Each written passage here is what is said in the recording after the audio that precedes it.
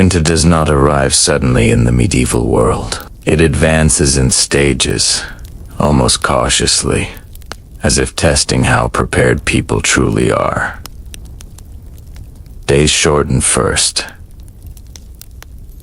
Light thins, shadows stretch longer across fields that have already been stripped bare by harvest. You notice how movement slows, not because anyone wishes it to, but because the rhythm of the year demands it.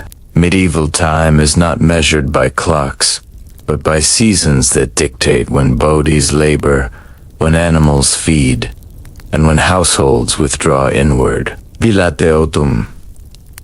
The land has already begun to harden. Fields lie brown and pressed flat, their work finished until the ground softens again. This is a well-known truth of medieval life. Agriculture dominates everything, and winter is the season when the earth refuses cooperation. Plowing stops, sowing pauses. The soil becomes an object to endure rather than shape. For farming communities, which make up the vast majority of the population, winter marks a shift from production to survival. Cold settles unevenly across Europe. In the north, frost grips early and holds long. In milder regions, winter is less about snow than dampness, wet air that seeps into clothing, walls, and joints. Medieval writers frequently complain less about snowdrifts than about cold rain and raw wind. One lesser-known detail preserved in monastic records is that damp winters were often feared more than snowy ones, because wet grain spoiled faster than frozen grain. Snow, at least, could be shoveled aside. Moisture lingered. You feel winter first in sound. Birds vanish or fall silent. Insects disappear. Even human noise changes. Footsteps crunch instead of thud. Tools ring more sharply against cold iron. Inside villages, voices gather closer together, clustering around enclosed spaces. Outside, distances seem to lengthen. A short walk in summer becomes an effort in winter, as paths stiffen and winds push back. Medieval people understand winter not as a romantic season, but as a test built into the structure of existence. This understanding appears repeatedly in chronicles and sermons. Winter is spoken of as a narrowing of food, of light, of possibility. A well-known fact recorded across medieval Europe is that the calendar itself is shaped around this. Feast days cluster in late autumn and midwinter, not because abundance exists, but because morale must be preserved. Celebration becomes a strategy, not a luxury. The year officially turns inward around November. By this point, most crops are stored, animals are assessed, and households have taken stock of what will last. There is no expectation that winter will be gentle. Harshness is assumed. Medieval laws, including manorial regulations, often adjust obligations during winter months, acknowledging that transport becomes difficult and labor unreliable. This flexibility does not mean kindness. It means realism. Snow, when it comes, reshapes space itself. Roads lose definition. Boundaries soften. Fields blur into one another. In some regions, snow actually improves travel by smoothing uneven ground, allowing sledges to replace carts. This practical adaptation is a lesser-known detail, often overlooked. Winter travel does not stop entirely. It changes form. Wood is dragged instead of wheeled. Rivers become temporary roads once frozen, solid enough to bear weight. Inside homes, winter alters the very idea of privacy.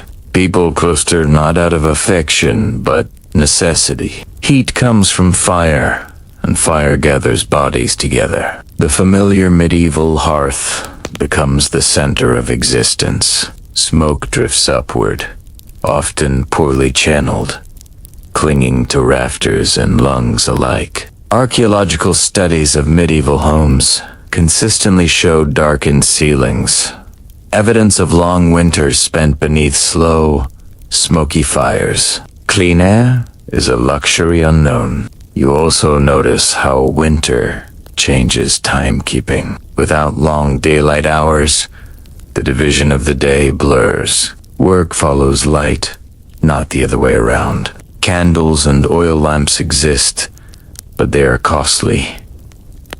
Darkness is accepted rather than fought. A small irony appears here. Medieval people often sleep more in winter, not because they are tired, but because there is less to do and less to see. The night stretches and activity contracts. Winter is also the season when hierarchy becomes unmistakably visible. Those with stored wealth, grain, salted meat, fuel face the cold differently than those without. Manorial records frequently list winter debts, deferred payments, and renegotiated rents. Hunger does not strike everyone at once. It creeps unevenly, household by household. This unevenness shapes social memory, feeding resentment and dependence in equal measure. Religion frames winter as both punishment and promise. Sermons compare cold to moral testing. Endurance becomes a virtue. The darkness is temporary. Clergy insist, though they rarely specify exactly how temporary it might feel. The winter solstice holds special weight, even before formal Christian reinterpretation. The simple fact that days will lengthen again is enough to anchor hope. Medieval people do not need astronomy to notice this. Their bodies tell them. A surprising detail appears in medieval medical writing.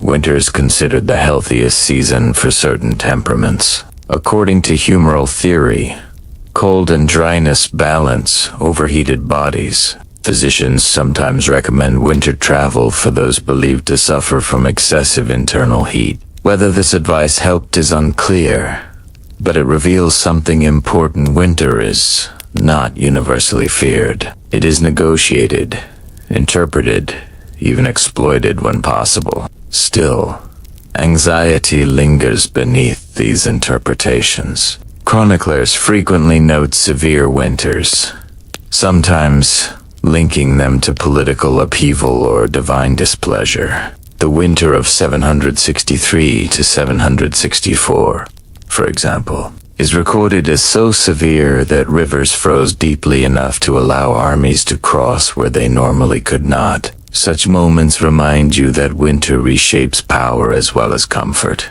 When terrain changes, strategy follows. Historians still wonder how accurately medieval writers reported winter severity. Were winters truly harsher than today, or did limited insulation and poor nutrition magnify their impact? Treating data suggests periods of colder climate, especially during the so-called Little Ice Age. But perception clearly plays a role. Cold experienced without modern protection feels different, perhaps heavier, than cold measured by instruments. Winter settles fully. By December, the land stills. Human attention turns inward toward storage rooms, account books, prayer, and planning. This is not a pause from life, but a compression of it. Everything essential remains. Everything unnecessary falls away. The medieval winter is not merely a backdrop. It is an active force shaping decisions, beliefs, and survival itself. And as the year turns darkest, no one assumes comfort. They assume persistence. Winter is not something to enjoy. It is something to get through, carefully, together. and with just enough stubborn optimism to believe that the light will return. Preparation for winter in the medieval world is not a single moment, but a prolonged tightening of effort, one that you feel first in the body before it is visible in storage rooms. As autumn fades, movements grow more deliberate. Arms lift heavier loads. Backs bend longer over work that must be finished before cold stiffens both soil and muscle. There is a shared understanding that the coming months will test what has been saved, not what can still be made. Grain dominates attention above all else. This is a well-known fact of medieval life. Bread is survival, and grain is bread's only future. You sense its importance in the care taken with every sack. The weight presses into forearms and shoulders as it is hauled from field to cart, from cart to granary. Dust rises with each movement, coating the throat, clinging to damp skin. Grain must be dry before storage, and people test it by touch and sound-drubbing kernels between fingers, listening for a clean, hard rattle rather than a dull thud that suggests moisture within. Storage buildings are not passive spaces. Granaries are positioned carefully, often raised above ground to deter damp and pests. Archaeological evidence shows ventilation gaps cut deliberately into walls, angled to allow air movement without inviting rain. A lesser-known detail, preserved in manorial accounts, is that some communities regularly turned stored grain during early winter, shoveling it from one side of the granary to the other so that heat and moisture would not build up unseen. This work is cold and tiring. Hands numb quickly when touching grain that has already begun to chill. Meat preservation is equally urgent and far more physical. Slaughter often increases in late autumn, not because people desire more meat, but because feeding animals through winter requires fodder many households cannot spare. This well-known seasonal slaughter reshapes winter diets, but the process itself leaves marks on the body. Salting meat draws moisture into the air, sharp and stinging to the nose. Smoke from curing fires irritates eyes and lungs, clinging to hair and clothing. The work requires patience. Meat must be turned, checked, rehung. A mistake means loss that will be felt months later. Salt becomes precious. Medieval trade records show salt traveling long distances, especially inland, because winter survival depends on it. Handling salt dries the skin, cracking knuckles already chafed by cold wind. You feel it bite into small cuts, a sharp reminder that preservation always carries a cost. Yet without it, meat rots quickly, especially in damp winters when cold alone cannot be trusted. Fuel preparation occupies entire communities. Wood must be cut, split, and stacked before frost hardens the ground. Axes jar the arms with each strike. The rhythm is steady, almost meditative, but exhausting. Archaeological pollen studies suggest extensive woodland management around medieval settlements, indicating how central fuel gathering was. A surprising detail emerges from legal records. In some regions, disputes over firewood access peak in late autumn, not winter itself, as people scramble to secure enough warmth before paths become impassable. Inside homes, preparation takes quieter forms. Tools are repaired. Clothing is reinforced. Wool garments are thickened with patches, seams tightened against drafts. This work is done close to the body, fingers stiff from cold even before winter fully arrives. Spinning and sewing generate little heat, so people work near hearths when possible, sharing warmth and space. The smell of lanolin from raw wool mixes with smoke, creating a scent repeatedly described in medieval texts as familiar and comforting. Ale and beer production also increases before winter. Brewing is safer in cool temperatures, and stored ale provides both calories and hydration when water sources become unreliable. Stirring vats require strength. Arms ache as thick liquid resists movement. The warmth of fermentation briefly fills brewhouses, fogging the air and softening chilled hands. Medieval households understand ale not as indulgence, but as liquid sustenance that carries them through months of scarcity. Markets thin as winter approaches, but autumn fairs often surge with activity. You feel the press of bodies, the urgency in bargaining voices. People buy what they cannot produce. Iron tools, extra cloth, salt, oil. Coin purses feel lighter by design. Spending now is safer than hoarding money that cannot be eaten or burned. Historians still wonder how many households miscalculated at this stage. How often optimism about winter weather led to quiet hunger later. Livestock fodder is another calculation. Hay must last until spring, and animals eat relentlessly. You sense the weight of this decision in the way people look at their animals, not sentimentally, but practically. Some will be kept alive for milk, traction, or breeding. Others will not. Cutting hay late in the year numbs fingers and stiffens joints. The repetitive motion of scything slowed by colder mornings. Each bundle stacked feels like a promise. Fragile, but necessary. Winter clothing is layered rather than tailored. Medieval garments trap warmth. By bulk, not fit. Wearing them as heavy work. Wool presses down on shoulders.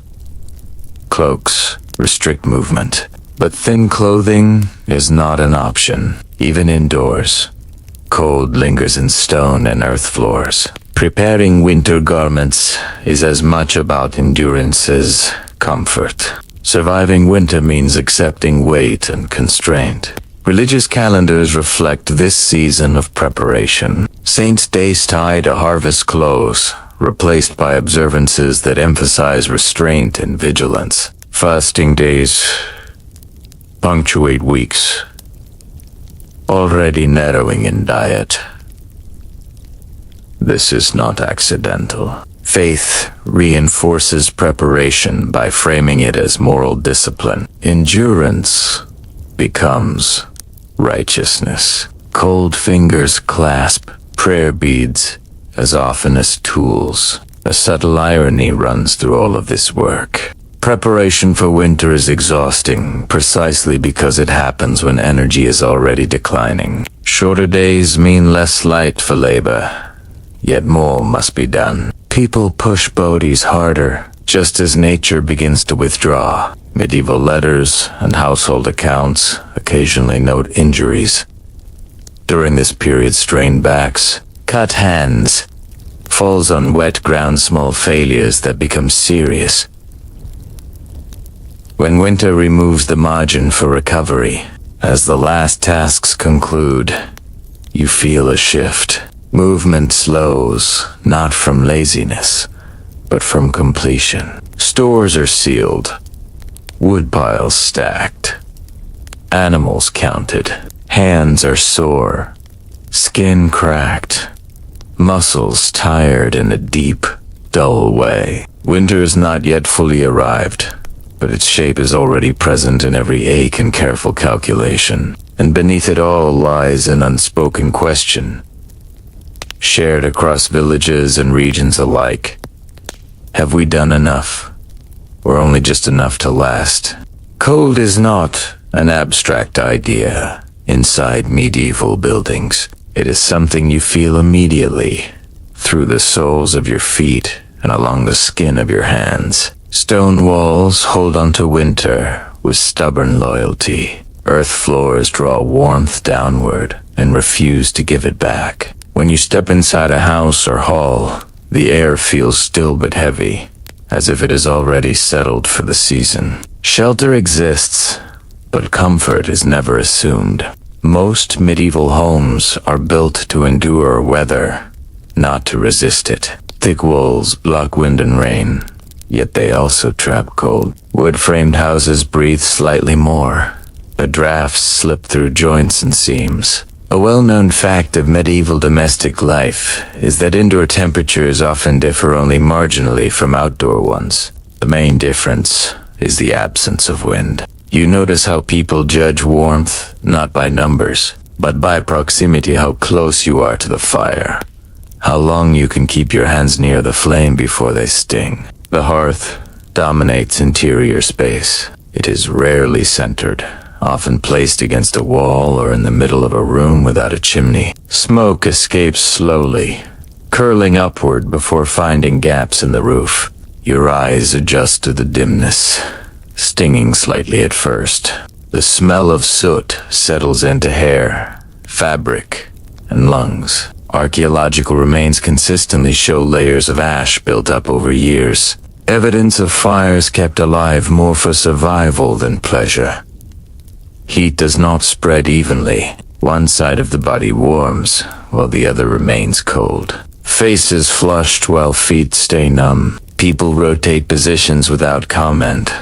An unspoken choreography developed over generations. Sitting close to the fire brings relief, but it also carries risk. Burns are common, especially among children and the elderly. Medieval medical texts mention fire injuries frequently in winter, a reminder that warmth must be negotiated carefully. Sleeping arrangements change with the season. Beds are dragged closer to hearths. Multiple people share sleeping spaces, not out of intimacy, but practicality. Body heat matters. You feel the press of wool blankets, heavy and slightly damp, trapping warmth unevenly. Straw mattresses compress over time, offering little insulation from the ground. A lesser-known detail emerges from household accounts. Fresh straw is often added in early winter, not for cleanliness, but to increase insulation against cold floors. Clothing is never removed fully indoors. Layers remain on throughout the day and night. Wool scratches against skin, especially when worn constantly. Garments stiffen when damp, resisting movement until warmed by the body. Cloaks double as blankets. Hoods stay up, even inside, framing faces already reddened by cold air. Fashion yields entirely to function during these months. In larger structures, monasteries, guild halls, castles, the scale increases, but the problem remains the same.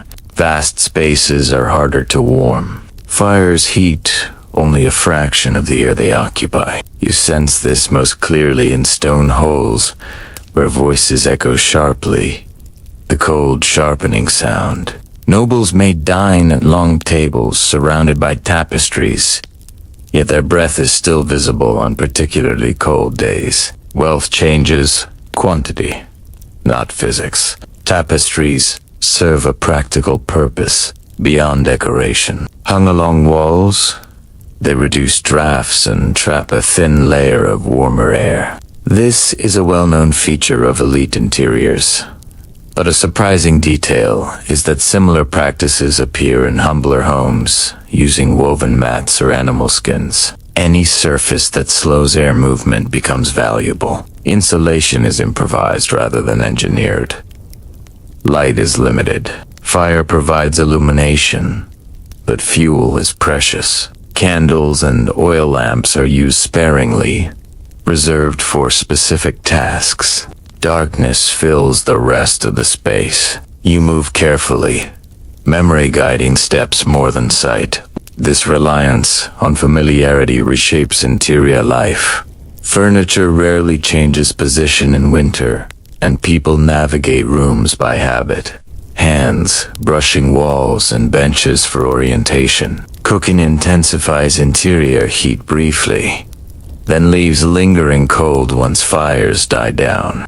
Kitchens are often separate spaces, precisely because cooking, smoke, and heat are unpredictable. In poorer households, everything happens in a single room, compounding discomfort. The warmth of boiling pots fogs the air, dampening clothing already slow to dry. When cooking ends, cold returns quickly, as if reclaiming territory. Animals sometimes share indoor space during winter, especially smaller livestock. Chickens, goats, or even pigs may be sheltered close to human living areas. This is not sentimentality, but thermologic. Bodies produce heat. You smell animals before you see them.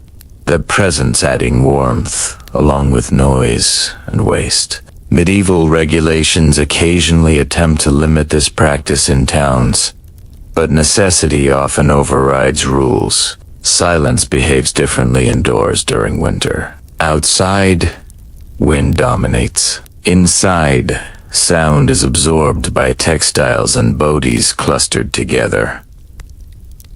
Conversations lower naturally. There is less empty space for voices to travel. This change subtly affects social behavior. Disputes feel heavier, more contained. Laughter is softer, but more frequent, as people rely on shared presence to counter discomfort. A persistent irony defines medieval interiors in winter. The more solid the structure, the colder it often feels. Stone castles impress from the outside, but punish inhabitants with unyielding chill. Wooden homes leak heat, but respond faster to fire. Historians still debate whether medieval builders fully understood this trade-off, or simply prioritized durability and defense over comfort. As hours pass indoors, bodies adapt.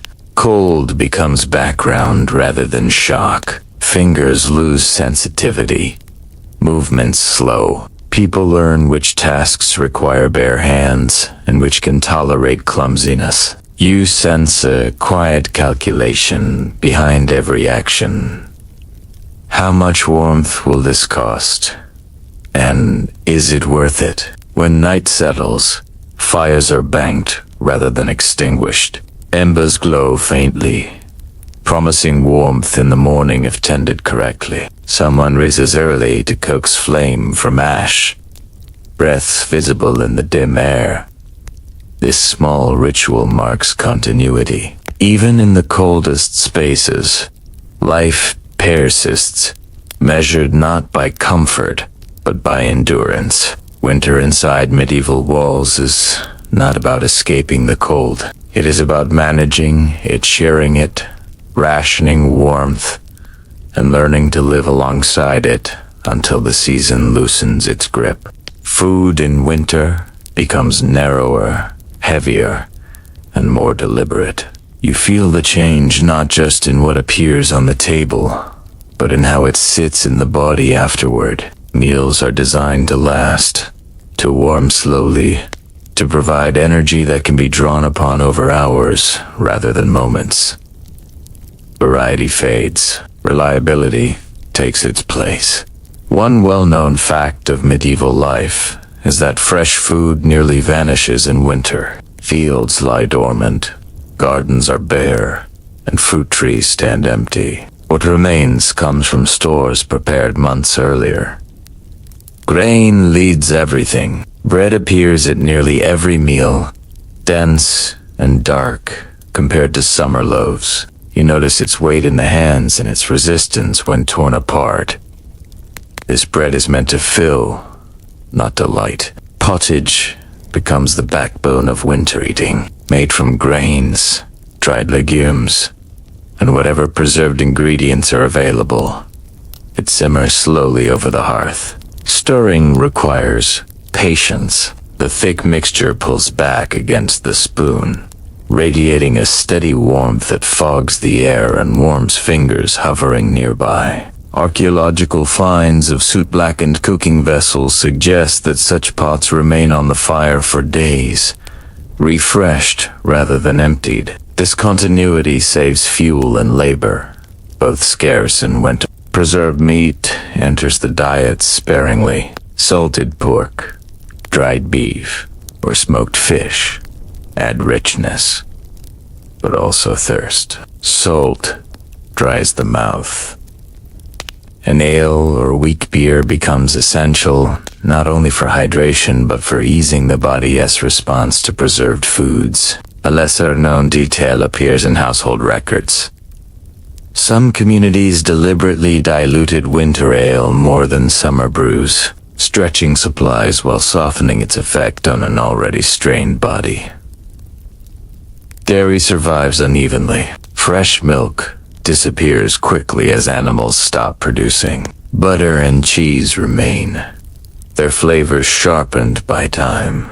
Hard cheeses become tools as much as food cut, shaved, or soaked to soften them before eating. You feel the effort in your jaw as winter meals demand more chewing, more work from the body itself.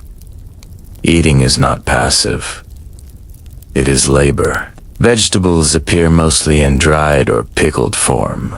Beans, peas, and lentils provide protein when meat is scarce. They require long soaking and cooking, drawing warmth into the kitchen but also demanding fuel. Root vegetables survive best, though not all households have access to proper storage. Cellars help, but dampness can ruin entire stores. Historians still wonder how often winter malnutrition stemmed not from scarcity, but from spoiled supplies that failed quietly underground. Spices are rare and valuable. When used, they serve both flavor and perceived medical purpose. Medieval dietary theory links warmth in food to warmth in the body. Spiced dishes are believed to aid digestion and combat cold humors. This belief is well documented in medical texts, yet its practical impact is limited by cost. Most people rely on onions, garlic, and herbs dried from summer gardens to bring some sharpness into winter meals. Hunger is not constant, but it is present. It moves in waves, stronger toward late winter when stores thin and hope stretches. You sense it in the way portions shrink slightly, almost bread loaves are cut thinner. Pottage is thickened with more water. No one announces these changes. They are felt rather than spoken. Bodies notice long before minds acknowledge. Communal eating becomes more important. Shared meals distribute both food and warmth. Sitting close to others, bowls passed hand to hand, you feel the reassurance of shared survival.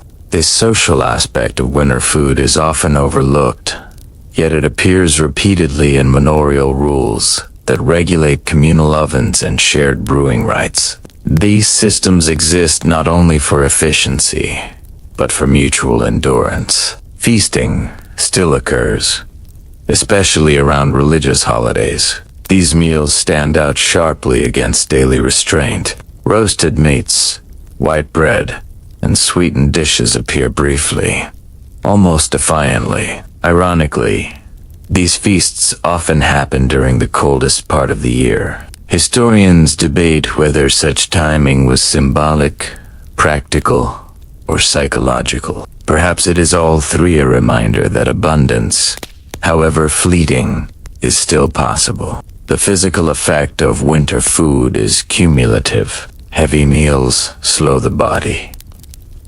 Digestion feels deliberate, sometimes uncomfortable. People rest more after eating, conserving energy. Medieval moral writings occasionally criticized winter lethargy, framing it as sloth. Yet the body resists such judgment. Calories, survival. Stillness conserves heat. Cooking itself reshapes daily rhythms. Fires must be maintained long enough to prepare meals properly, anchoring households around the hearth at specific times. This regularity provides structure in days otherwise shortened by darkness. Smells linger: grain, smoke, fat embedding themselves into memory. For many, these scents become inseparable from the idea of winter itself. There is a quiet irony in winter eating. Food is most essential when it is least appealing. Meals sustain rather than excite.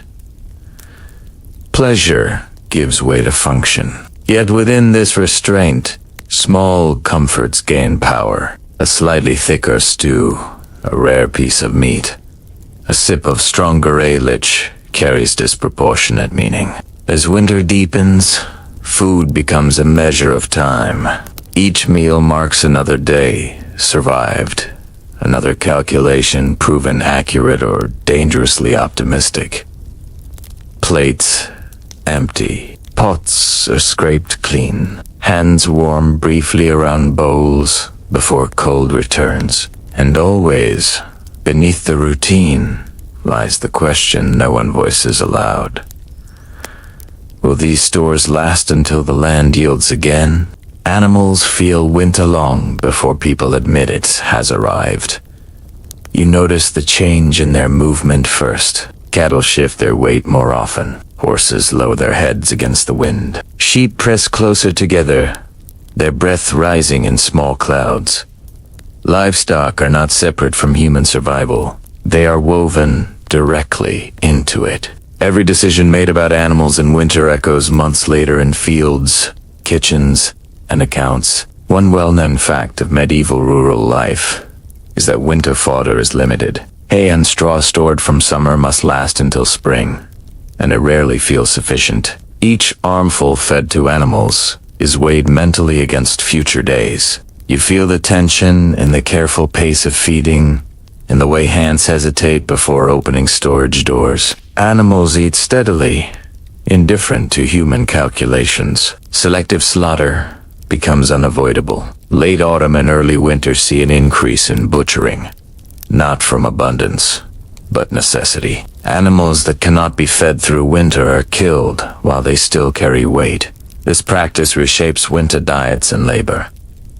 Blood freezes quickly in cold air. Hands stiffen during slaughter, slowing movements that must remain precise. Medieval manuals on animal husbandry advise timing slaughter carefully to avoid both spoilage and injury. A lesser-known detail emerges from archaeological studies. Bones from medieval sites show clear seasonal patterns of slaughter, with young animals often spared in favor of older or less productive ones. This suggests long-term planning rather than desperation.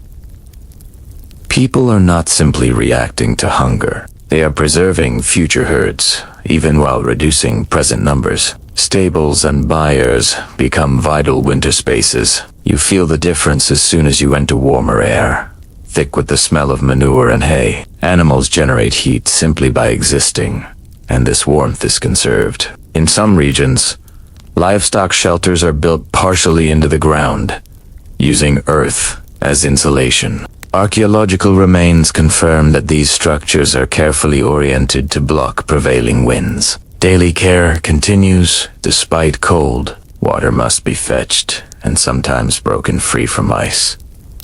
Buckets bite into fingers through thin gloves. The effort of carrying sloshing water in freezing air leaves arms aching and shoulders tense. Animals drink greedily, unaware of the labor involved. This asymmetry defines much of winter life. Effort flows one way, necessity the other. Horses require particular attention. They are essential for transport and plowing, yet vulnerable to cold and malnutrition. Medieval veterinary texts recommend rubbing horses down after work to restore circulation. You imagine the repetitive motion, hands warming slightly against muscle beneath coarse air. These texts also warn against overworking animals in winter, though economic pressure often overrides caution. Sheep and goats fare better, their wool and hair providing natural protection. Yet even they suffer when fodder runs low. Wool quality declines in harsh winters, a fact noted in textile records that show fluctuations in cloth quality following severe cold years. This connection between winter animal care and later economic output reveals how deeply seasonal stress ripples forward. Pigs occupy a unique place in winter survival. They eat scraps, require little specialized care, and grow quickly. Pork becomes a staple of preserved winter meat. You hear pigs before you see them, their noise cutting through still air. Their adaptability makes them valuable, yet their slaughter is emotionally complex. Medieval sources occasionally note reluctance to kill animals raised close to home, though necessity prevails. Animals also reshape indoor life. Smaller livestock sometimes share enclosed spaces with humans, especially in poorer households. The warmth they provide is tangible. You feel it when entering a crowded space where breath, bodies, and animal heat mingle. This practice blurs boundaries modern observers might take for granted. Winter collapses distinctions between human and animal space. Disease affects animals as it affects people. Close quarters and limited nutrition weaken resistance. Medieval records mention winter livestock losses blamed on cold, spirits, or ill fortune. Historians still debate how much disease versus malnutrition contributed to these losses. What is clear is the impact. Fewer animals in spring mean fewer resources for the year ahead. Manorial obligations extend to animals as well. Lords count livestock carefully, levying rents or dues even in winter. This pressure can force households to sell or slaughter animals earlier than planned. Legal disputes over animal ownership and grazing rights peak in cold months, when resources are most strained. Winter reveals power structures with sharp clarity. The physical presence of animals shapes the sensory world of winter. Sounds soften under snow, but hooves still strike frozen ground with a hollow ring. Breath clouds the air. The smell of hay, manure, and damp wool becomes constant. These sensations anchor daily life, reminding people that survival is shared across species. There is an irony in winter animal care. Animals are most valuable when they cost the most to maintain. Feeding them reduces human stores, yet losing them threatens future survival. Every decision balances present hunger against future work. This calculation repeats daily, quietly, without ceremony. As winter deepens, the bond between people and animals tightens under pressure. Care becomes routine. Routine becomes endurance. Hands grow used to cold buckets and rough hides. Breath slows in sheltered spaces. And beneath the steady rhythm of feeding and cleaning, one question persists. Which of us will still be standing when the thaw finally comes? Winter does not bring work to an end. It changes its texture. The ground may be frozen, but hands remain busy, and bodies continue to ache in quieter, more repetitive ways. You feel the difference immediately.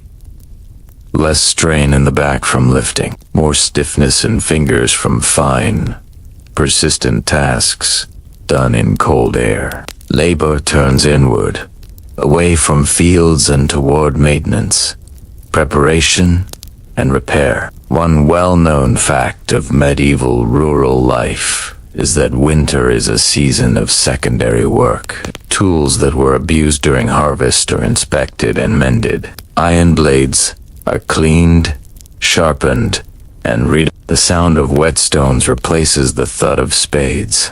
You feel the vibration in your hands as metal meets stone. The cold iron resisting warmth from your grip. Sparks are rare and valued, each one briefly lighting dim interiors. Woodworking becomes constant. Broken handles are replaced. Fence posts are shaped in advance for spring repairs. The smell of fresh cut wood cuts sharply through smoky air. Axe work indoors is limited, but shaping and smoothing continue near the hearth, where numb fingers regain some feeling. A lesser-known detail appears in estate records. Many landlords expect winter delivery of finished wooden tools, suggesting that this season is crucial for producing items impossible to make during harvest pressure. Textile work expands dramatically. Spinning, weaving, and sewing fill long hours of reduced daylight. These tasks demand patience, more than strength. You feel the fine strain in wrists and shoulders as fibers are drawn and twisted. Wool fibers cling to dry skin, tickling and irritating exposed areas. In colder rooms, thread snaps more easily, forcing slower, more careful movements. This winter textile labor is essential. Clothing made now determines comfort in future winters. Women and children take on larger roles during these months, not because men are idle, but because winter work allows broader participation. Spinning wheels hum softly, looms creak in steady rhythm. These sounds become part of the winter interior, blending with the crackle of fire and the low murmur of conversation. Historians note that winter production often exceeds summer in quantity for textiles, even if quality varies. Brewing and baking continue year-round, but winter alters their pace. Fermentation behaves differently in cold air. Brewers monitor vats carefully, touching surfaces to judge temperature. The warmth generated during brewing is brief but intense, drawing people closer. Steam fogs the room, dampening clothing and hair. When the work ends, cold returns swiftly, leaving bodies chilled more deeply than before. Forests become winter workplaces. Woodcutting intensifies once agricultural labor pauses. Snow muffles sound, but axes still echo faintly among trees. You feel the shock of each strike travel up the arms, magnified by cold muscles. This work is dangerous. Slips on frozen ground and falling branches are common hazards. Medieval legal records contain winter injury cases that reveal how easily survival labor turns fatal. Salt making continues in coastal regions, though winter storms complicate collection. Inland, salt is guarded carefully, measured out with restraint. Repairing storage containers becomes essential. Barrels swell and shrink with temperature changes, loosening joints. You feel the resistance as hoops are tightened, wood creaking in protest. A failed barrel in winter means loss that cannot be replaced. Planning occupies minds as much as hands. Winter is when accounts are reviewed, obligations tallied, and future labor imagined. Lords audit estates. Tenants negotiate rents. You sense the mental weight of these calculations. Heavy in the same way, cold settles into joints. Winter decisions shape spring outcomes. Mistakes made now echo loudly later. Travel continues, but cautiously. Messages move between settlements, their work slower and more uncertain. Feet numb quickly in frozen boots. Routes change as rivers freeze and thaw. Unpredictably, a surprising detail recorded in some regions is that winter travel is sometimes preferred for heavy loads, as frozen ground supports weight better than muddy roads. Even hardship contains opportunity. Workdays shorten, not from rest, but from darkness. Tasks are chosen carefully to fit available light. Precision work waits for midday. Heavier tasks cluster near dawn and dusk when firelight can assist. This careful scheduling reflects an intimate understanding of seasonal limits. Time is shaped around visibility rather than urgency. Despite hardship, winter work offers something rare: continuity without interruption. There are fewer emergencies from weather, fewer sudden demands from crops.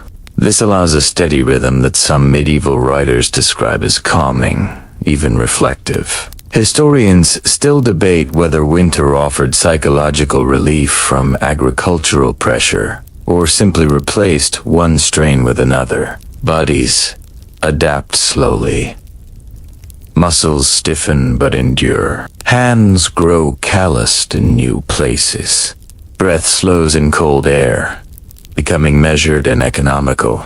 Work persists, not because it is pleasant, but because stopping would cost more than continuing. As winter stretches on, labor becomes a marker of survival itself. Each repaired tool, each length of spun thread, each stacked log is a quiet statement. We are still here, and we are preparing for what comes next. Winter presses bodies closer together, and in doing so it reshapes health in ways that medieval people understand only partially. You feel the shift in the air first. Rooms grow heavier with breath and smoke. Ventilation narrows as openings are sealed against cold. Warmth is preserved, but so is everything else that lingers. Illness does not arrive dramatically. It seeps quietly into crowded spaces and tired bodies. A well-known fact of medieval life is that winter is associated with sickness. Chroniclers repeatedly note waves of illness during cold months, especially among the young and the old. Coughs persist.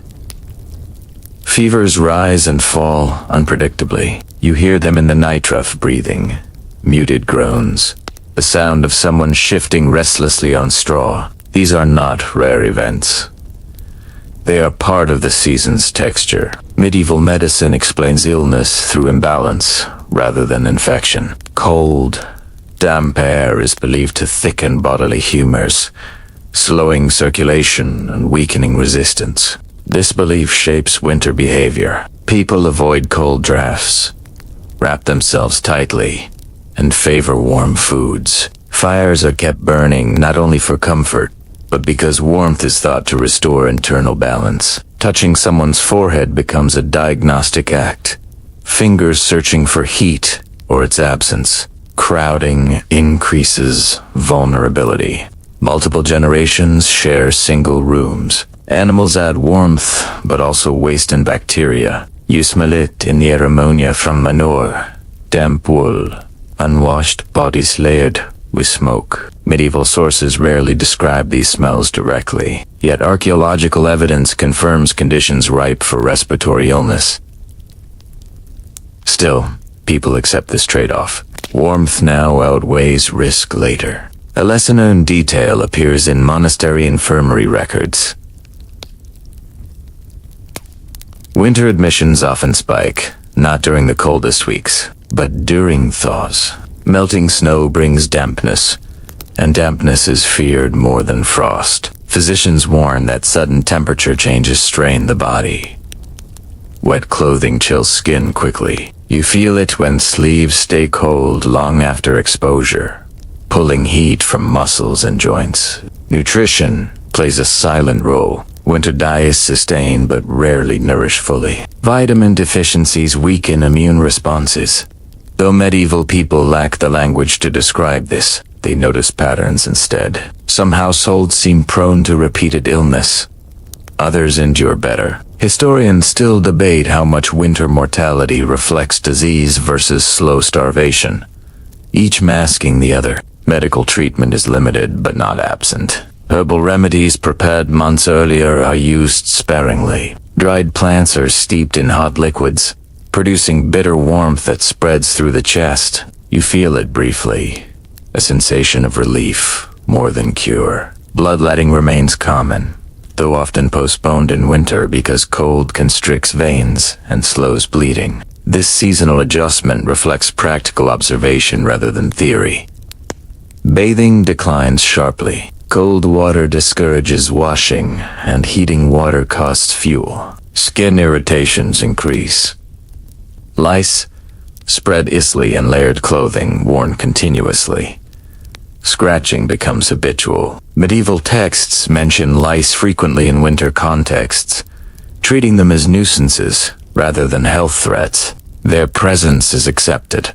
Another minor discomfort folded into daily endurance. Mental strain accompanies physical illness. Long nights, limited movement, and uncertainty weigh on the mind. Medieval writers describe winter melancholy, though not in modern psychological terms.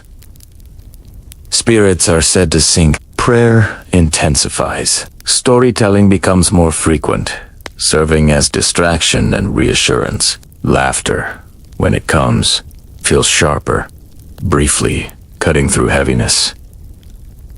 Care responsibilities intensify. Someone must fetch water, prepare food, tend fires, and nurse the ill. These tasks drain strength from those still healthy. You feel the fatigue accumulate, deeper than muscle soreness. It settles into posture and breath. Winter illness spreads not only through contact, but through exhaustion that leaves bodies less able to resist. Death, when it comes, is quieter in winter. Burials are delayed when ground freezes. Bodies are kept longer indoors, increasing exposure to illness. Church records show winter death spikes, yet they rarely dwell on individual suffering. The season itself becomes the explanation. Winter kills, people say, as if it were an actor rather than a condition. Despite this, recovery is possible. Many illnesses pass, bodies adapt.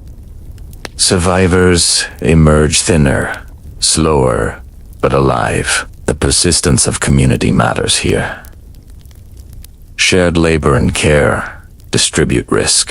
No one faces winter sickness entirely alone, even when remedies fail. There is an irony in medieval winter health. The very strategies used to survive crowding, conserving heat, restricting movement also, create the conditions for illness. Yet abandoning these strategies would mean greater danger. Survival becomes a careful compromise, negotiated daily through touch, warmth, and restraint. As winter deepens, health is no longer measured by strength, but by continuity. If breathing remains steady, if fever breaks, if the fire is still lit in the morning, that is an og. Bodies endure, not because they are protected, but because they adapt. And always, beneath every cough and whispered prayer, lingers the same quiet uncertainty. Will this body hold until the season loosens its grip?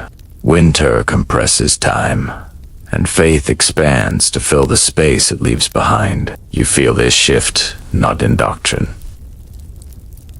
but in rhythm. Days shorten, work narrows, and attention turns toward forces believed to govern what human effort cannot control. Prayer becomes less scheduled and more constant, woven into movement and stillness alike. Cold hands clasped together not only for warmth, but for reassurance. One well-known fact of medieval life is that the religious calendar intensifies during winter. Major observances cluster around the darkest weeks of the year. Advent, Christmas, and a succession of saints' days structure time when agricultural markers disappear. Bells ring through cold air, their sound carrying farther than in summer. You feel the vibration in your chest before the meaning reaches your thoughts. These signals organize days that might otherwise blur together. Church interiors mirror the season. Stone walls amplify cold, yet people gather anyway. Breath clouds, briefly, then fades.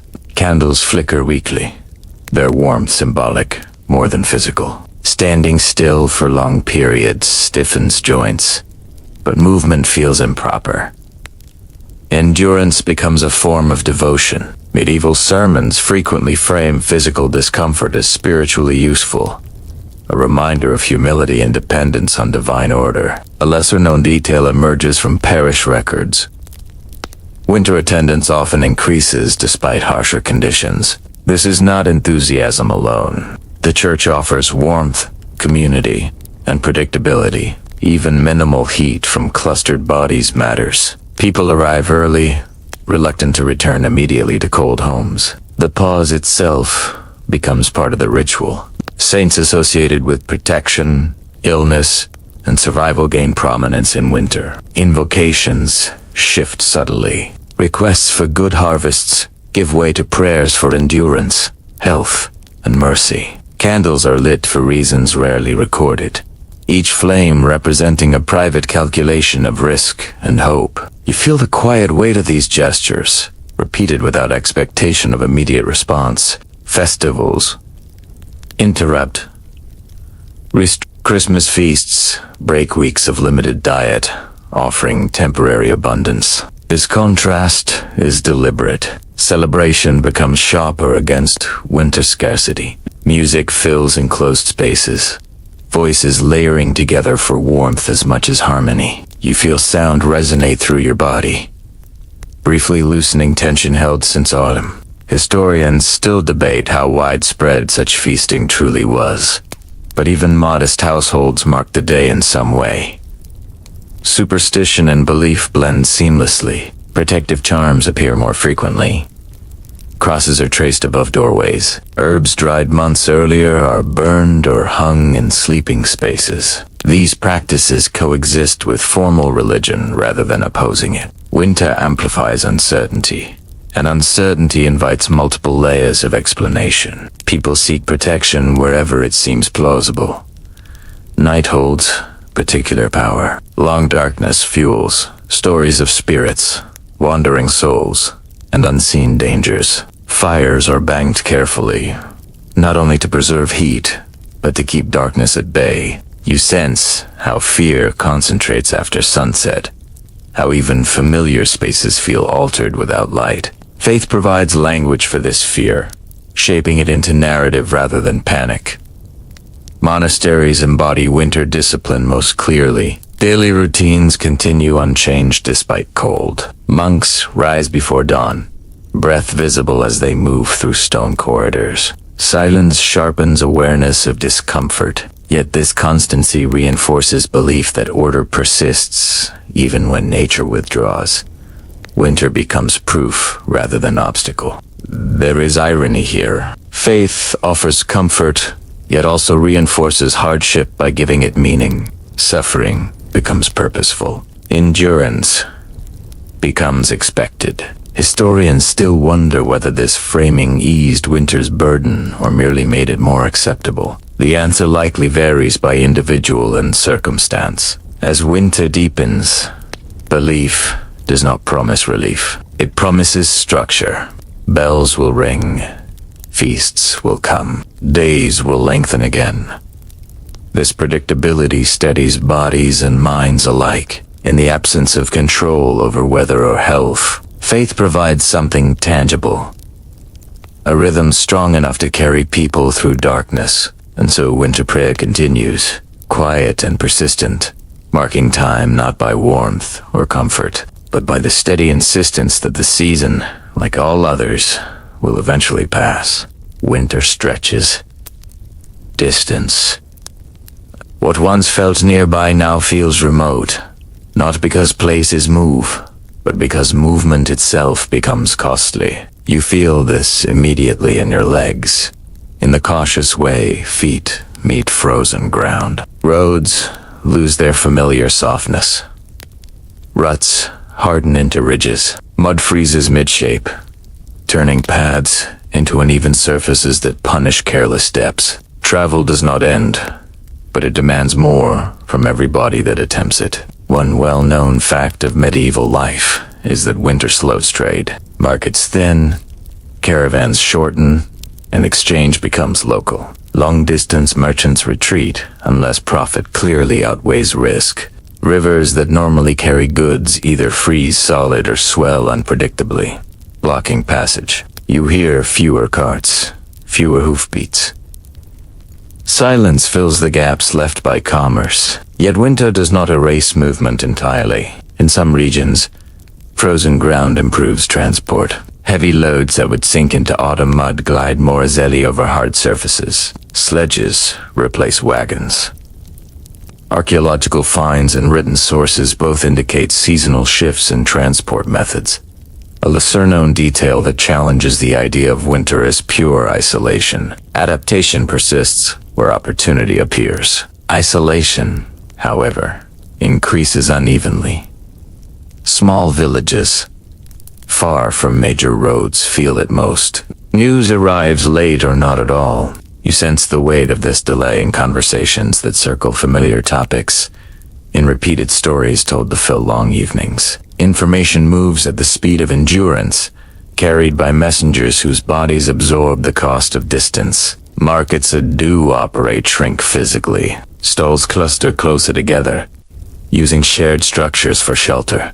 Voices carry less in cold air, forcing closer negotiation. Fingers numb quickly when handling coin or goods, and bargains are made faster, sometimes carelessly. Medieval account books occasionally note winter losses attributed to poor judgment, perhaps made under pressure to finish business quickly and return to warmth. Urban centers fare better than rural ones. Dense populations sustain limited trade even in winter. Bread ovens continue to operate. Ale houses remain open. You feel the contrast immediately upon entering a town.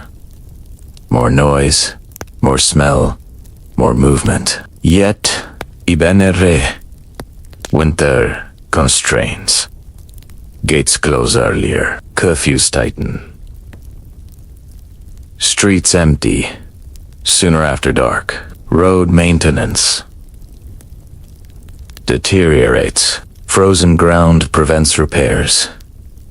Snow hides hazards. Bridges ice over, becoming narrow channels of risk. Legal records preserve winter disputes over responsibility for injured travelers, revealing how dangerous even short journeys become. Travel is never casual in winter. Every trip is weighed. Trade goods shift with the season. Bulk items decline. Essentials dominate. Salt, grain, cloth, and fuel move when possible. Luxury goods nearly vanish from circulation. This seasonal narrowing reinforces social hierarchy. Those with stored wealth wait. Those without must risk movement to survive. You feel the difference in posture confidence versus urgency. Communication slows with trade.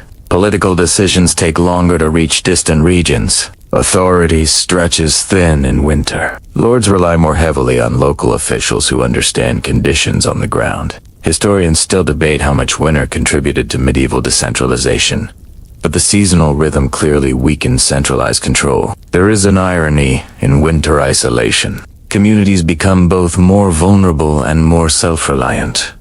Shared resources are guarded carefully. Outsiders are viewed with suspicion. Hospitality narrows, not from cruelty, but from fear of scarcity. Yet when help is offered, it carries greater weight, remembered longer. Sound behaves differently in winter landscapes. Snow absorbs noise, making distances feel larger. A lone cart approaching can be heard long before it is seen, its arrival marked by anticipation. These moments punctuate isolation, reminding people that the wider world still exists beyond frozen fields. As winter drags on, roads become symbols rather than tools.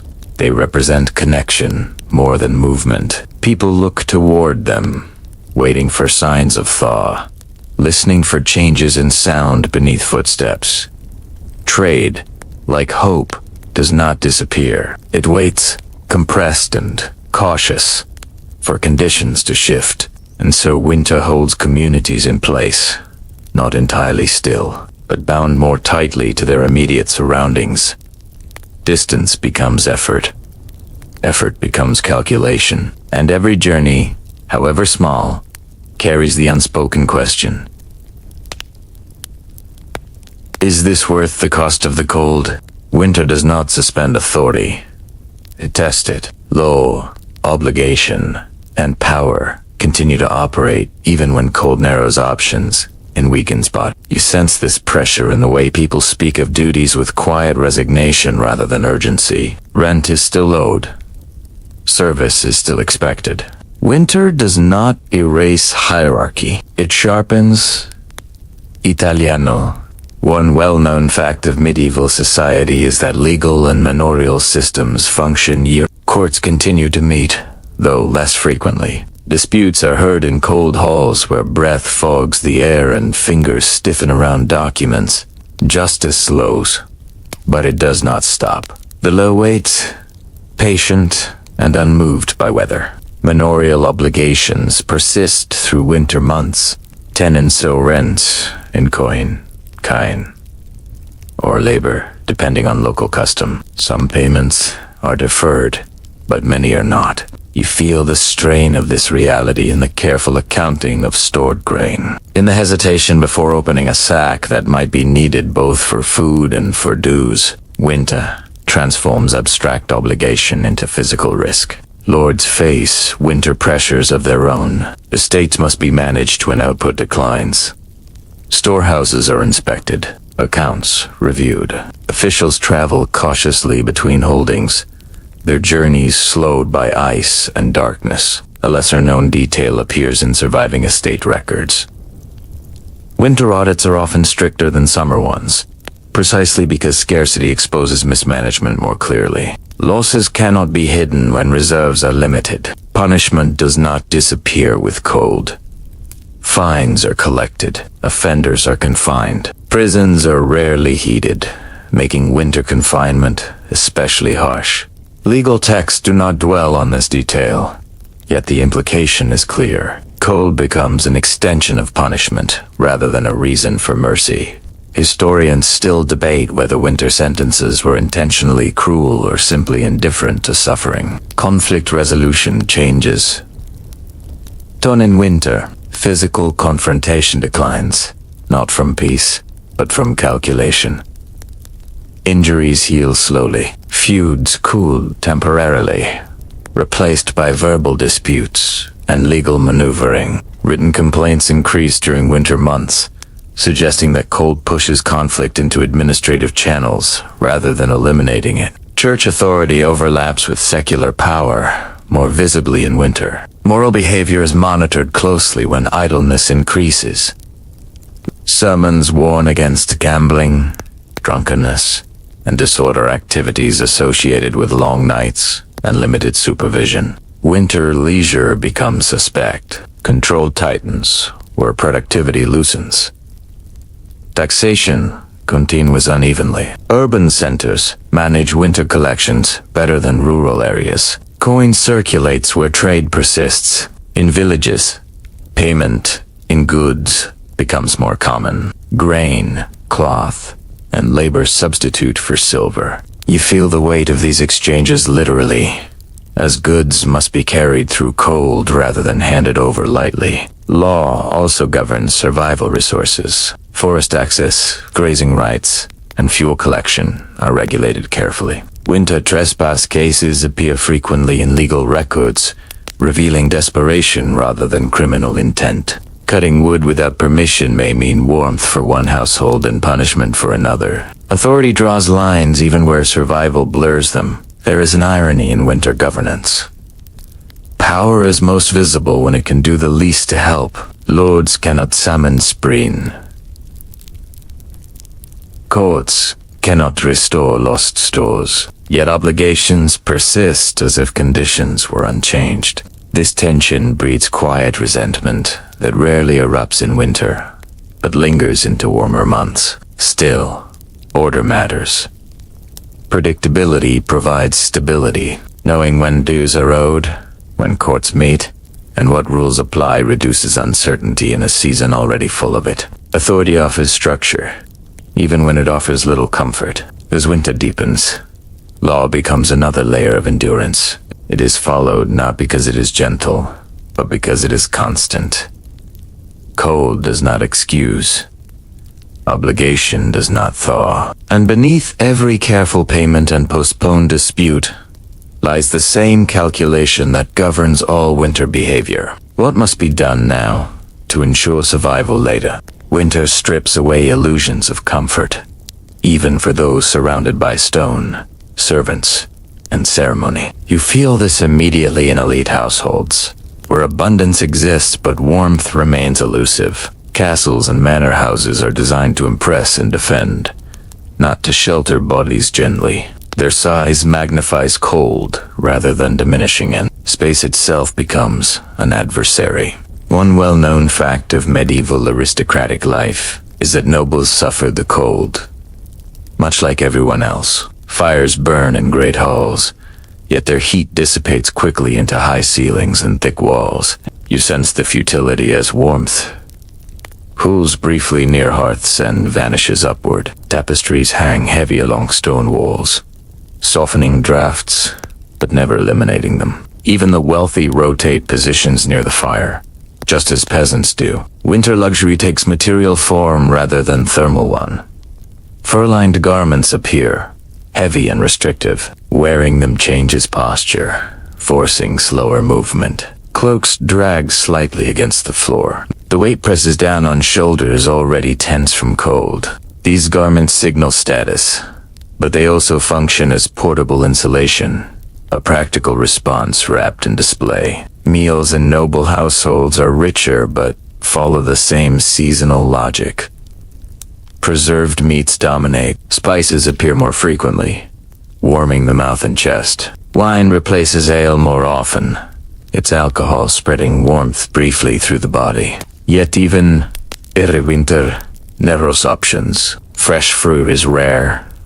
Greens are limited. Abundance lies in quantity, not variety. Servants feel winter acutely. Their labor increases as households grow more static. Fires must be fed constantly, water fetched repeatedly, floors cleaned despite muddy boots and melting snow. You feel the strain in repetitive motion, in hands red and cracked from cold water. Elite comfort rests directly on the endurance of others. Sleeping arrangements reflect hierarchy but not insulation. Lords retire to chambers slightly smaller and easier to heat than great halls. Still, stone walls radiate cold. Beds are layered heavily with wool and fur. Canopies trap body heat, creating small pockets of relative warmth. This design choice appears repeatedly in inventories, revealing how sleeping warmth is valued above waking comfort. Entertainment intensifies in winter courts. Music, storytelling, and games fill long evenings. These activities generate movement and sound, both of which counter cold. Laughter warms bodies briefly. Yet the Venera, winter imposes restraint. Movement is measured.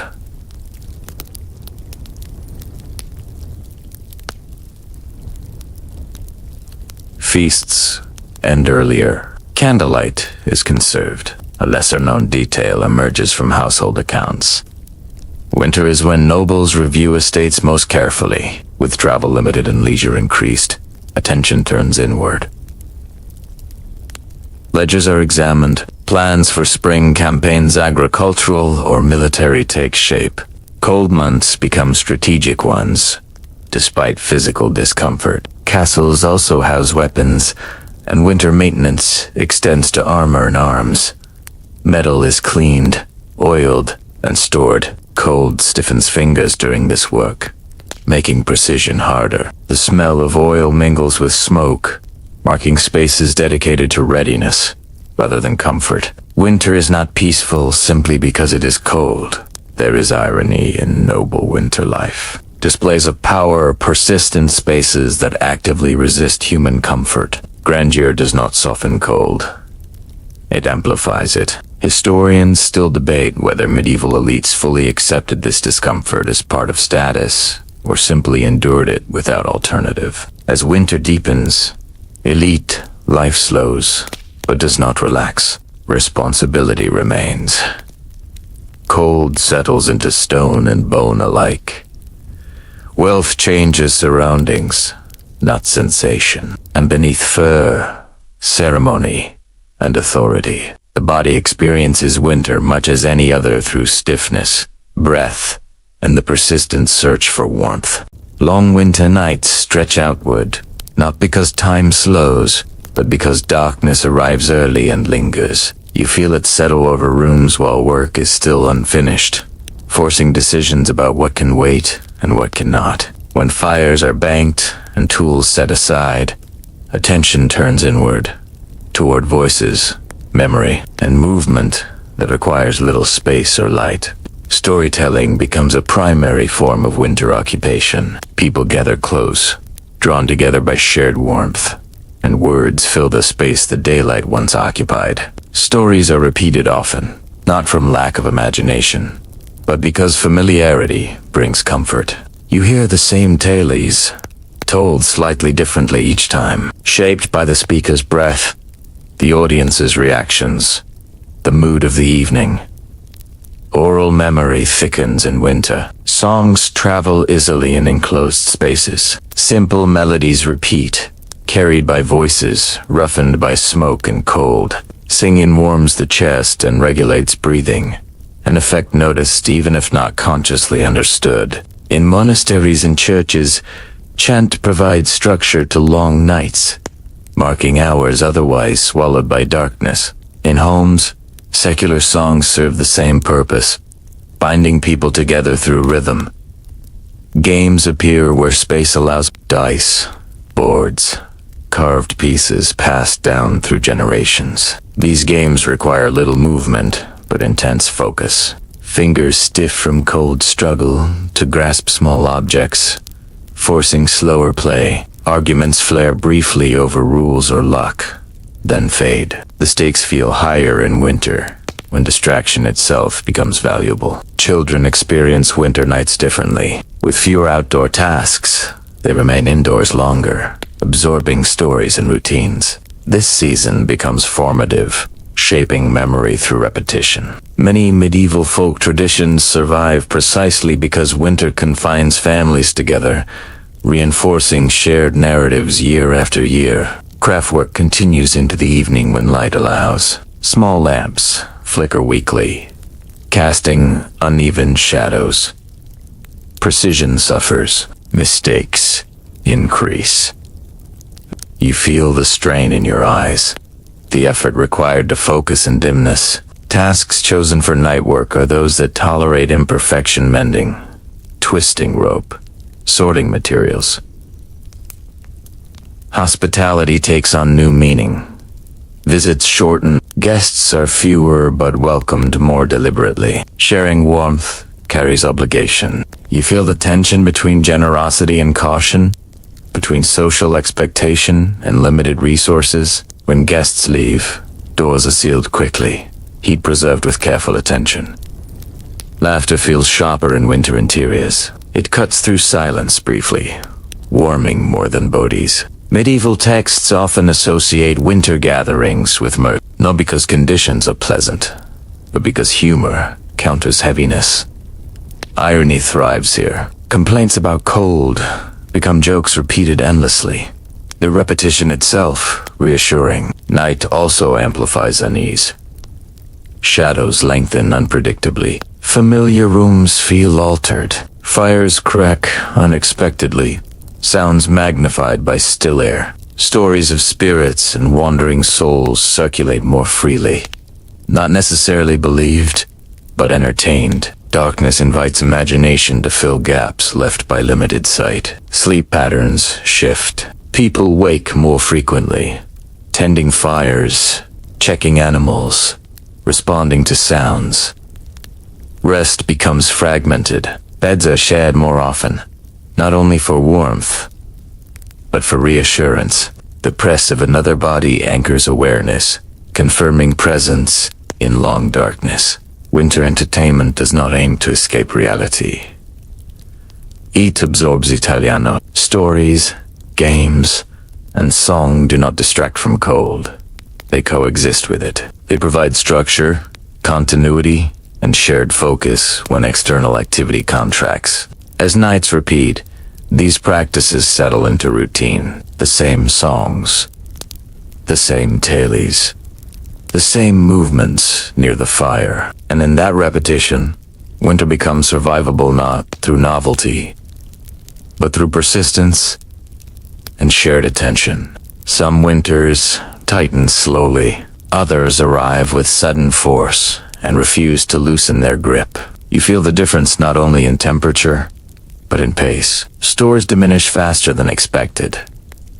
Movements grow cautious earlier in the season. Conversation shifts subtly, circling the same concerns without naming them directly. This is how a hard winter announces itself through acceleration of loss. Weather patterns vary sharply from year to year. Extended cold snaps freeze rivers deeper than usual. Heavy snow collapses roofs and blocks roads. Relentless rain rots stored grain before frosts can preserve it. These conditions are recorded unevenly in chronicles, yet their effects appear clearly in account books and burial registers. Winter hardship leaves measurable traces. Crop failure compounds winter severity. A poor harvest followed by an earlier prolonged winter creates cascading pressure. Grain prices rise sharply.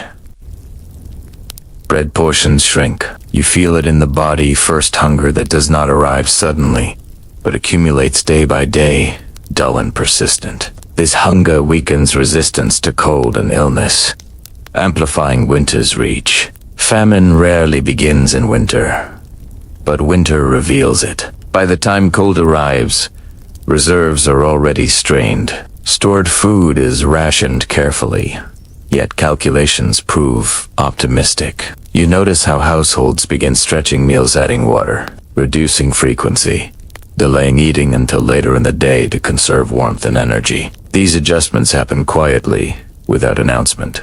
Climate variability plays a decisive role. Triering data confirms periods of colder, wetter winters during parts of the medieval period, especially from the late 13th century onward. These shifts, subtle on their own, become devastating when repeated over several years. Fields recover slowly. Reserves never fully rebuild. Winter ceases to be a seasonal challenge and becomes a chronic condition. Governance influences outcomes unevenly. Some regions respond to winter scarcity with grain redistribution or temporary relief, others do not. Records from cities show attempts to regulate prices and prevent hoarding, while rural areas rely largely on local resilience. You sense the disparity in survival rates, in the way hardship clusters geographically rather than evenly. Migration increases during severe winters. People leave marginal lands, moving toward towns or more fertile regions.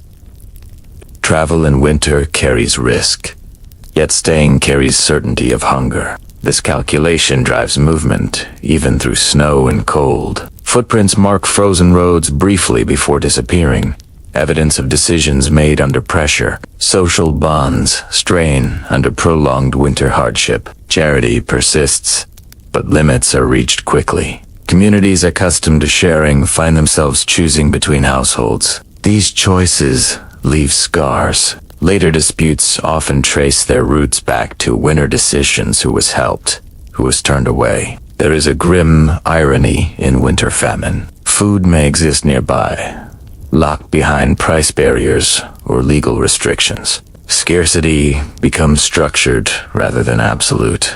Historians still debate how much medieval famine reflects environmental limits versus social organization. Winter exposes this tension with brutal clarity. Death increases quietly. Burials multiply. Churchyards fill unevenly. Frozen ground delays interment, compressing loss into visible clusters once thaw allows.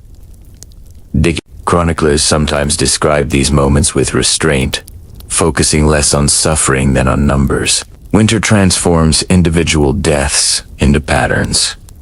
Yet survival also persists. Not all harsh winters end in collapse. Some communities endure through careful rationing, mutual aid, and sheer endurance. Bodies, adaptation expectations, narrow life contracts, but does not vanish. These survivals shape memory as much as disasters, though they are recorded less often. As winter drags on, its weight becomes historical rather than immediate. Decisions made now will echo into spring, summer, and beyond. Fields left untilled, animals lost, debts accrued, trace back 2 weeks when cold outlasted preparation. And beneath every calculation, every sacrifice, lies the same unanswerable question that winter forces upon every society it touches. Is this hardship an exception, or the beginning of a new pattern? Winter does not arrive everywhere in the same form. You sense this when accounts from different regions are set side by side, each describing cold through a distinct texture. Geography reshapes winter, as surely as it shapes language and labor. Snow, rain, wind, and altitude decide how bodies move and how communities endure. In Northern Europe, winter asserts itself through long darkness and persistent cold. Snow lies deep for weeks. Rivers freeze solid enough to carry carts and animals. Settlements adapt by clustering tightly, conserving fuel, and relying heavily on stored grain and dried fish. You feel the stillness in these landscapes, where sound travels far and movement becomes deliberate. Winter here is stable but unforgiving, demanding patience more than improvisation. Further south, winter takes on a different character. Snow appears less often, but cold rain dominates. Dampness seeps into clothing and walls, drawing heat from the body continuously. You notice how this kind of cold feels sharper despite higher temperatures. Fires struggle to dry air that never fully clears. Grain spoils more easily. Medical texts from these regions emphasize dryness as protection, reflecting lived experience rather than theory. Mountain regions face winter earlier and longer. Pass us close. Communities become isolated for months at a time. You sense the compression of life in these environments, where survival depends heavily on autumn preparation. Archaeological evidence from alpine settlements shows extensive storage facilities relative to population size, indicating how seriously winter isolation is taken. Here, miscalculation carries swift consequences. Coastal areas experience winter through wind. Salt air cuts through fabric and skin. Storms disrupt fishing. Yet the sea remains a source of food, even in cold months. Dried and salted fish dominate diets. You feel the difference in labor. Patterns less field work. More net repair.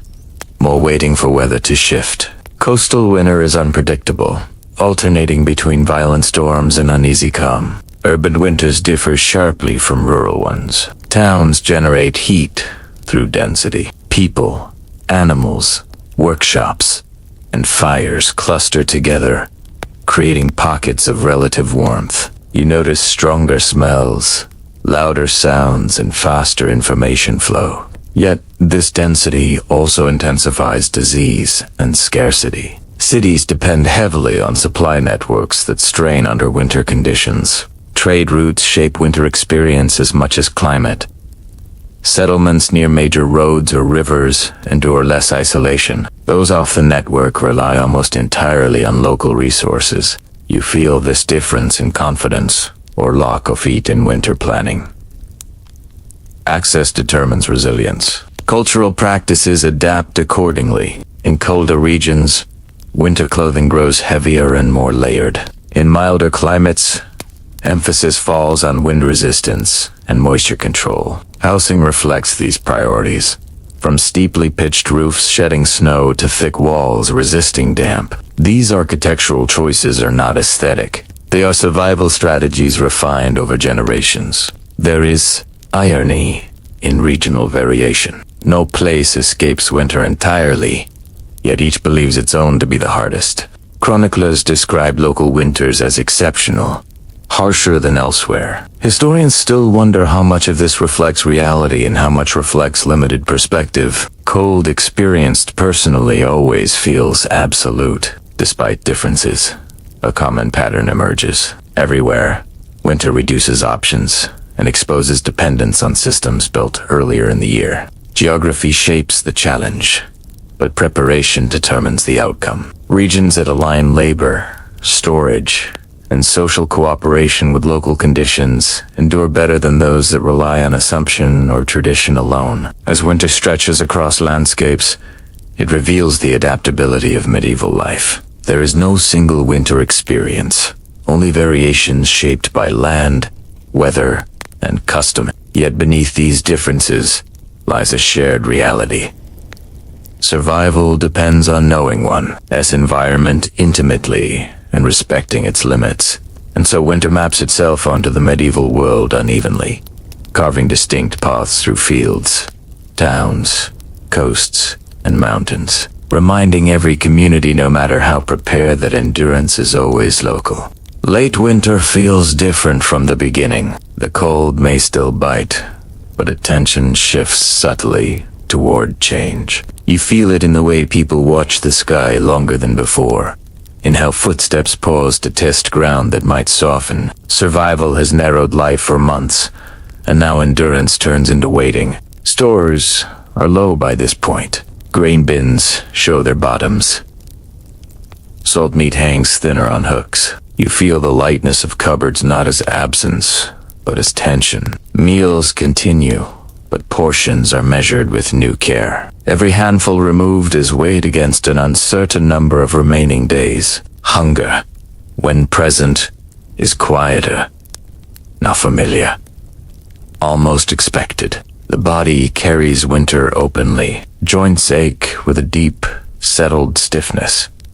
Skin is cracked and slow to heal. Movements are economical, conserving strength rather than displaying it. Yet there is resilience here. Muscles remember work. Breath adjusts instinctively to cold air. The body has learned the season, even if it resents it. Signs of change are small and debated. A slightly longer patch of light in the evening. Water dripping instead of freezing solid. The sound of earth softening beneath boots. People disagree about what these signs mean. Some trust them. Others fear false hope, knowing that late frosts can undo optimism quickly. Caution tempers relief. Work begins to lean forward again. Tools repaired in winter are tested in hand. Seed grain is inspected repeatedly. Fingers sinking into sacks that now feel dangerously light. Livestock are watched closely for signs of weakness or recovery. Every animal that survives winter represents labor preserved, effort not wasted. Social behavior shifts with the season's edge. Visits lengthen slightly. Plans are spoken aloud again. Conversations move from endurance to intensuat. Will be planted, repaired, built. These discussions are tentative, layered with conditional phrases. Spring is anticipated, not assumed. Faith adapts as well. Prayers for survival give way to prayers for renewal. Ritual language shifts subtly, even when words remain the same. Bells ring with a different expectation behind them. You feel the emotional change before it becomes visible in action. Late winter exposes winter's true cost. Losses become clear now. Animals that will not breed. Tools worn beyond repair. Debts accumulated quietly. These consequences do not arrive with drama. They settle into ledgers and memory, shaping choices long after snow melts. There is a quiet irony in this moment. The worst physical cold has often passed, yet vulnerability feels highest. Stores are thinnest. Bodies are weakest. Winter's danger peaks just before its end. Historians still debate how often survival hinged on these final weeks rather than the darkest days themselves. When thaw finally begins in earnest, it arrives unevenly. Mud replaces snow. Travel becomes harder before it becomes easier. Fields remain unusable even as daylight grows. Winter does not end cleanly. It dissolves, leaving behind fatigue and resolve in equal measure. As the season releases its hold, people do not celebrate immediately. Relief is cautious. Survival is acknowledged internally before it is expressed outwardly. The body relaxes slowly, unwilling to trust warmth too quickly. Winter leaves marks that outlast it.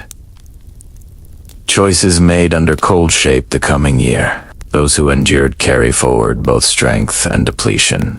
And as life expands again, memory compresses winter into lessons about preparation, restraint, and the thin margin between endurance and collapse. Winter ends, but it is not forgotten. It lingers in habit, in caution, and the quiet respect for forces that cannot be negotiated, only endured. Medieval winter is not remembered as a single experience, but as a pattern repeated year after year, shaping how people think, plan, and endure. It teaches restraint more effectively than any rule or sermon. Nothing in winter is wasted casually, not food, not warmth, not strength. Every action carries weight because resources are finite and recovery is slow. What becomes clear across households, regions, and social classes is that winter is never faced alone. Survival depends on systems built long before cold arrives. Stored grain, shared labor, reciprocal obligation, belief, and routine. When these systems hold, winter becomes difficult but manageable. When they fracture, cold exposes weakness with precision. Winter also reveals how closely human life is bound to environment. Medieval people do not imagine themselves separate from weather, land, or season. Their bodies respond directly to cold, darkness, and scarcity, and their societies organize themselves accordingly. Power, faith, trade, and memory all adjust to winter's pressure. Nothing operates independently of it. The season leaves behind more than hardship. It produces knowledge about preparation, timing, and limits. Communities learn which choices sustain them and which invite collapse. These lessons persist, pass quietly through habit rather than instruction. Winter shapes the medieval world, not through drama, but through repetition. Even when spring returns, winter's influence remains. It lingers in cautious planning, in repaired tools, in debts remembered, in animals counted and recounted. The season does not vanish. It recedes, leaving its imprint on the year that follows. To understand medieval life is to understand this rhythm of contraction and endurance. Winter is not an interruption of history. It is one of its most consistent forces, quiet, persistent, and instructive. Through cold, scarcity, and waiting, medieval society learns how thin the line between stability and loss can be, and how much of survival depends not on comfort, but on collective resilience.